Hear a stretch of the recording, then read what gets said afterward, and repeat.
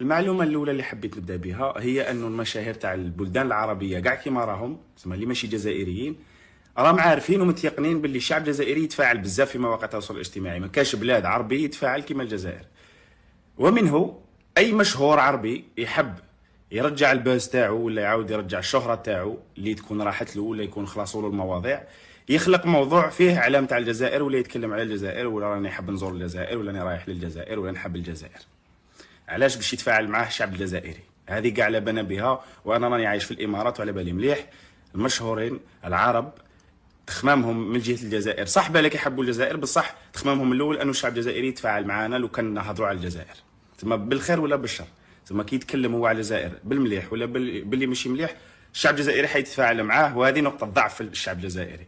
نروحوا للاخ غيث مروان اللي حط نيو بوست تزوج واقع بالبركه عليه. نعرفه انا شخصيا، لعبت معه كره زوج خطرات هنا في دبي، صاحب صحابي ما شفتش منه الشر. على كل حال حط نيو بوست، دار عرس، كتب حفل مغربي، عرس مغربي، ومرته كانت لابسه قفطان. قسما بالله العلي العظيم كي هو كي مرته على بالهم مليح، خاطش هما يعرفوا مليح السوشيال ميديا، على بالهم مليح كي تحط هي تصويرتها بالقفطان وتكتب من تحتها حفل مغربي ولا عرس مغربي، الشعب الجزائري اللي حتشوفوا في التعليقات غير ربي اللي عالم به. واللي غاضتني اكثر انه حتى المشهورين تاوعنا لي زانفلونسور تاوعنا الانفلونسر تاوعنا راحوا على القول بصحته. سما الشعب الجزائري زاد له في الشهره على جال وجه جال كلمه حفل مغربي بالقفطان. هذه هي حكايتها. تسمى الذكاء تاعنا نحبس.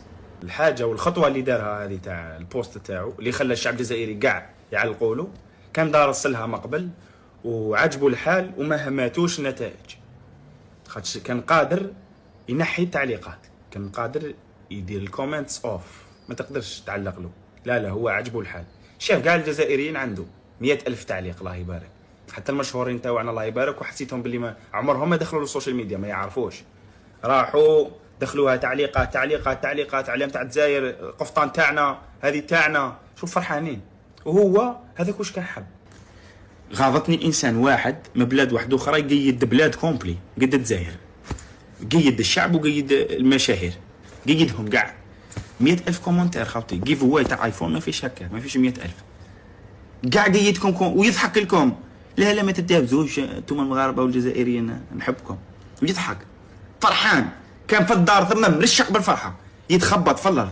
واش خاصها الجزائر؟ خاصها والو. الجزائر بلا بهم داخله للعالميه. علاه تروحوا تكومونتيو للناس؟ علاه تبينونا باللي حنايا صغار في عقلنا، باللي حنايا اللي جايين شعنا، باللي يكتب لنا كلمه ينوضنا شغل نبانو ذي صغار تاع ابتدائي. تاع ابتدائي ما يديروش هكاك.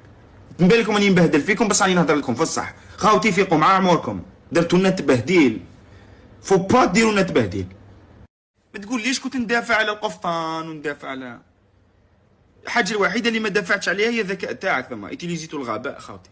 نعرفكم هكا، نعرفكم تخدموا عقلكم، نعرفكم تفيقوا كي يكونوا حابين يقيدوكم، تفيقوا كي يكونوا جايبينكم للشبكه كي السردين. هذا المره قبضوكم بشبكه واعره. التراث وثقافه. سو مثل ما تعرفوا انه انا سوري، والدتي اللي ربتني من المغرب، فقررنا نعمل احتفال مغربي، احتفال بسيط مغربي عندنا بالبيت هيك. فاجت خالتي من المغرب، صار لي 15 سنه مش شايفها، المهم اجت وجابت لنا اللبس من محل بالمغرب، جابت لنا لبس لإلي ولساره مشان انه نلبس ونتصور وكل شيء. اجينا عملنا الاحتفال، خلصنا، نزلت على البوست على الانستغرام، نزلت احتفال مغربي، لان هو يعني والدتي مغربيه وحبت تحتفل فينا، فهيك عندهم بيساووا تمام. وبس خلص ولهون انا بس خلصت الموضوع، يعني نزلت بوست خلصت تمام، خلصنا الاحتفال.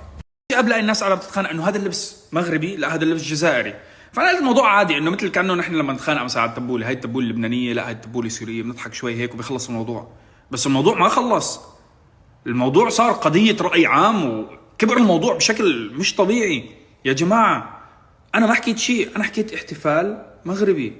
اللبس انا ما جبت سيره اللبس، انا ما حطيت ديزاينر هون وحطيت هون وحطيته، ما عملت شيء. انا وصلني اللبس، انا لبسته سواء كان جزائري او مغربي، اللبس كتير حبيته ولبسته. انا ما جبت سيره من وين اللبس، فليش لحتى نعمل هالقصه الكبيره ونعمل ضجه عليا؟ خلاص يعني احتفال بسيط. انا ما حادخل بتفاصيل اللبس من وين، اوكي لحتى البس. على فكره لو طلع مغربي او جزائري انا كنت حلبس اللبس يعني، مش قصه. بس انا كتبت احتفال مغربي لان والدتي مغربيه فقط. انا والله لو بعرف انه هيك حيصير البس بنطلون جينز وتيشيرت وخلصت الموضوع. شو جايين انا من هالبلبله كلها؟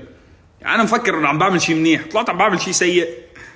خلص انا بوعدكم اذا لا سمح الله لبست لبس اوكي ما جيب سيرة شيء، خلص اعتبروني انه لابس لسه. انا متاكد عم بدي اوعدكم انه ما راح البسه اصلا، لان ما ناقصني هالمشاكل هاي كلها. بس اكيد امي حتلبسني يعني غصب بيوم من الايام يعني. بس والله كل الحب للشعبين، اتمنى ما حدا يتضايق، واي حدا واقف لي على النقره خلص عادي فيك يعني ما تتابعني وخلص يعني ما بعرف شو بدي اقول لك.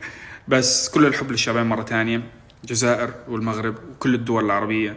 انا ما عندي مشاكل مع اي بلد، ما بدي اسوي مشاكل مع اي بلد، مش انا اكون السبب والله انه غيث عمل هيك، لا.